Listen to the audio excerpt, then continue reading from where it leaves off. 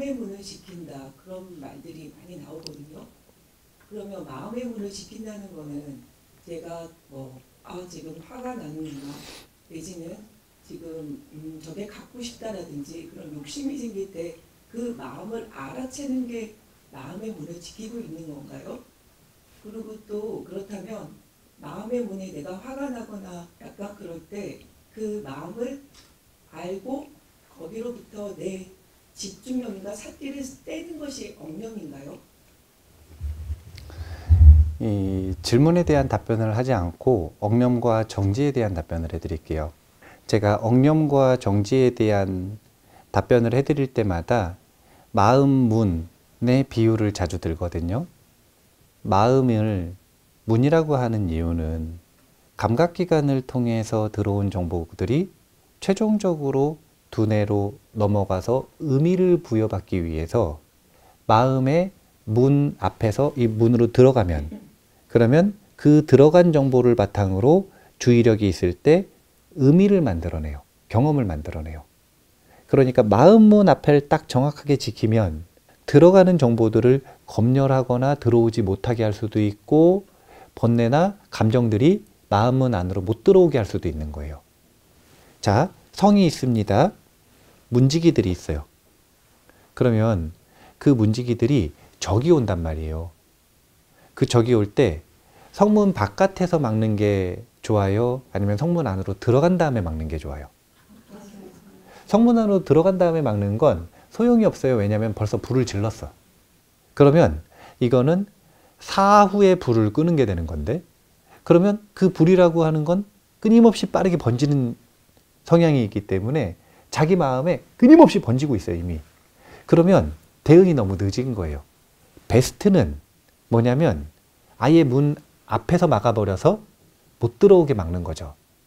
그러려면 두 명의 역할이 아주 중요한 거예요. 첫 번째는 문지기. 문지기는 두 가지 역할을 합니다. 첫 번째는 눈을 부릅뜨고 보죠. 끊임없이 감각 정보들이 들어오는데 눈을 부릅뜨고 봐요, 이렇게. 두 번째, 눈을 부릅뜨고 보다 보면은 경험이 쌓여서 저기는 적인데 저거는 번뇌인데 이런 판단이 딱 들 수가 있겠죠.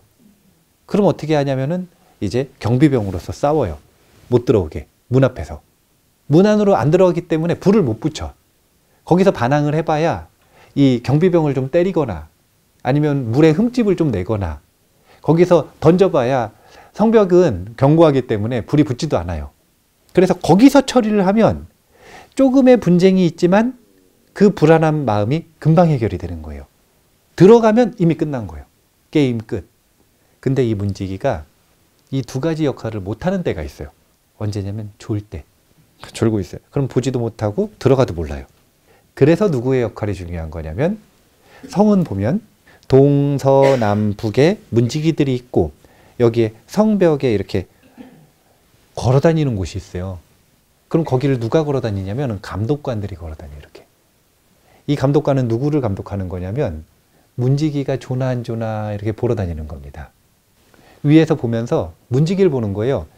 문지기는 뭘 보냐면 바깥에서 대상이 누가 오나 방문자를 보잖아요.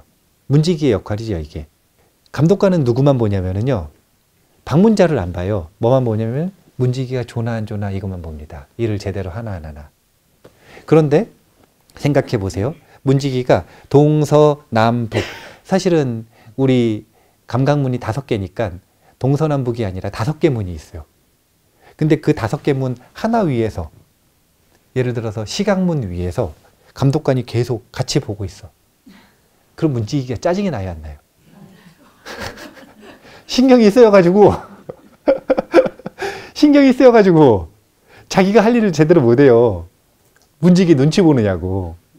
그러면 문지기는 그 역할이 있는데 그 역할을 어떤 빈도수로 쓰는 거냐면 5개 문을 돌아가면서 보기 때문에, 돌아가면서 본다는 건 곧바로 갈 수 있는 게 아니잖아요. 여기서 저기까지 걸어가는 시간이 있죠. 또 여기서 저기까지 걸어가는 시간이 있죠. 그래서 그렇게 돌아가면서 걸어가면서 있는 시간을 빈도수로 표현할 때 뭐라고 하는 거냐면 문지기는 항상 깨어 있으려고 노력해야 하고, 그래서 억념은 항상 하려고 노력해야 되고, 정지는 종종 하기 위해서 활용해야 한다.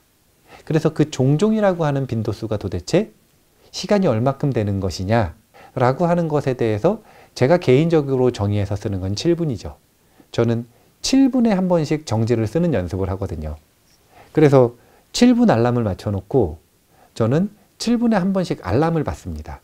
손목이 이렇게 울려요. 나중에 링이 나오면은 손목 말고 링을 차야겠어요. 이렇게 울리게. 문지기가 잘 활동을 하는지 살펴보려는 알람을 딱 주면 그때 내 사띠가 졸고 있는지 아닌지를 보는 거죠. 졸고 있으면 뭐라고 해야 되냐면 깨라 라고 얘기를 해줘야 될 거 아니에요. 그러니까 엉념이라고 하는 건 역할이 들어오는 감각 정보를 잘 살펴보고 막아야 될 것을 막는 역할을 한다면 정지는 무슨 역할을 하는 거냐면 그 엉념이 잘하고 있는지 안 하고 있는지를 종종 검열하고 되짚어보고 되돌아보는 역할을 하는 거예요.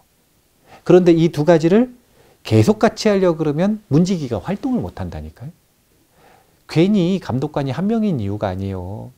문지기가 5명인데 감독관이 5명이다. 그러면은 그냥 문지기를 10명 써요. 엉념이 제 기능을 발휘를 못해서 공부하는 학생들이 집중을 못해. 자기를 관찰하느냐고. 공부하는 학생들, 관계를 맺는 순간, 사업을 하는 순간, 수행을 하는 순간 자꾸 정지를 너무 신경을 쓰면 어떻게 되냐면 그 대상을 경험하는데 몰입을 못하는 거예요. 정지 눈치를 보느냐고. 그래서 정지는 종종 쓰는 거예요. 사띠가 살아있는지 안 살아있는지만 딱 보고 엉념이 살려내면 엉념에게 말해주고 가는 거죠. 이제부터 전념해라. 내가 다시 올게. 그리고서 한 바퀴 돌고 다시 와서 또 보고 졸고 있으면 야 일어나가지고 다시 눈 제대로 뜨고 해라. 그리고 또 돌고 올게. 그리고서 또 돌고 오고. 이런 빈도수로 엉념과 정지를 함께 쓰는 것이다. 그래서 우리가 기본 명상을 할 때도 그렇고 어떤 수행을 할 때도 마음의 일은 제가 원래는 보통 2가지라고 표현을 하는데 사실은 3가지밖에 없는 거예요. 첫 번째는 어디에 중심을 둘 것인가. 두 번째는 방해물은 어떻게 처리할 것인가. 세 번째는 정지의 힘으로 내 마음이 탐진치로 수행하고 있는지 아니면 올바른 마음가짐으로 수행하고 있는지를 종종 살펴보는 것까지. 이 3가지만 성실하게 반복해서 훈련을 하시면 된다. 이렇게 생각을 하시면 됩니다. 그렇게 엉념과 정지를 쓰시면 되겠다. 그렇습니다.